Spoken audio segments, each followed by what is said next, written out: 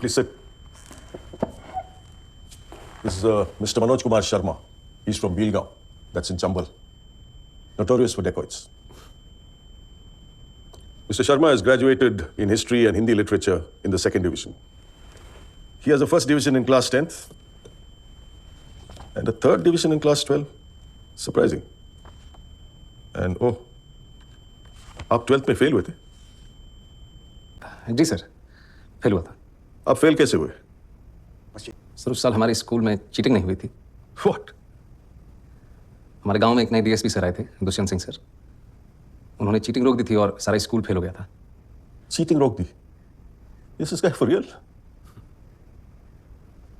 So tell me, आपने cheating के बारे में क्यों बताया? आप झूठ भी बोल सकते थे। मेरा मन नहीं माना मैम कि एक चीटिंग छुपाने के लिए दूसरी चीटिंग करूं। फिर चीटिंग की ही क्यों? मैम पता ही नहीं था कि चीटिंग गलत बात है। हमारे यहाँ टीचर्स खुद करवाते हैं। Gosh, but that's wrong. Yes ma'am, very wrong. तो अगले साल पास कैसे हुए? टीचर्स ने फिर से चीटिंग करवाई। जी मैम, और सबने चीटिंग की पर मैंने नहीं की। अगर चीटिंग करता तो 10th की तरफ 1st डिवीजन आती। बड़ी जल्दी विचार बदल गए आपके? जल्दी कहाँ सर, 19-20 साल लग गए। अगर दुष्यंत सर नहीं मिलते तो विचार कभी बदलते ही नहीं। सबकी 1st डिवीजन आई और मेरी 3rd, लेकिन मैं सबसे ज्यादा खुश था सर। उस दिन समझ आया कि ईमानदारी की 3rd डिवीजन बेईमानी के 1st डिवीजन से कहीं ज्यादा खुशी देती है। Teachers helping cheat. That's appalling.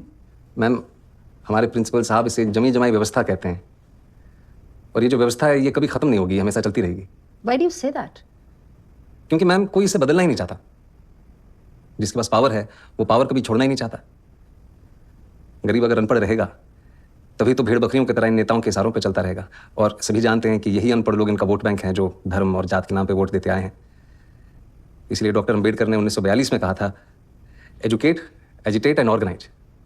अब जनता अगर पढ़ लिख गई तो नेताओं के लिए बड़ी समस्या हो जाएगी। नहीं Mr. Manoj, I think you're in the wrong chamber. With such provocative statements, you should aim for a career in politics.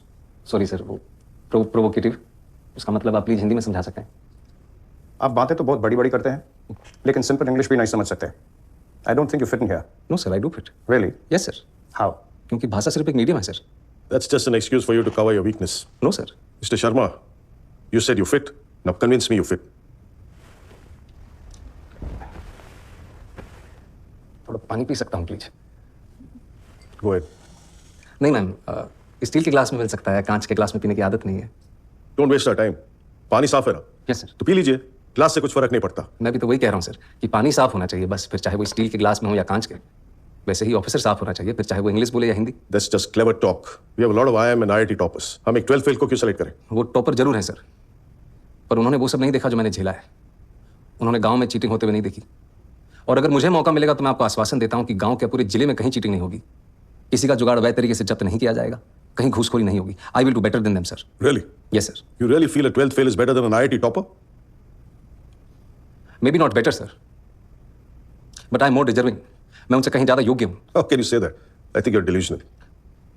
Mount Everest पे चढ़ने वाले पहले इंसान सर एडमंड हिलरी थे। सबने उनका फोटो देखा है। लेकिन आंग रीटा पहले शेरपा थे जिन्होंने एवरेस्ट बिना ऑक्सीजन सपोर्ट के चढ़ा था।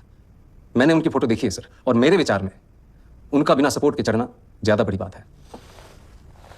और मैं भी यहां तक सर बिना ऑक्सीजन सपोर्ट के पहुंचा हूं, वो भी नंगे पैर। Mr. Sharma, let me tell you one last thing. If Sir Edmund Hillary had not found the way, your Sherpa would have never reached the peak. Anyways, I'm done with it. Anyone else? ये आपका कौन सा attempt है?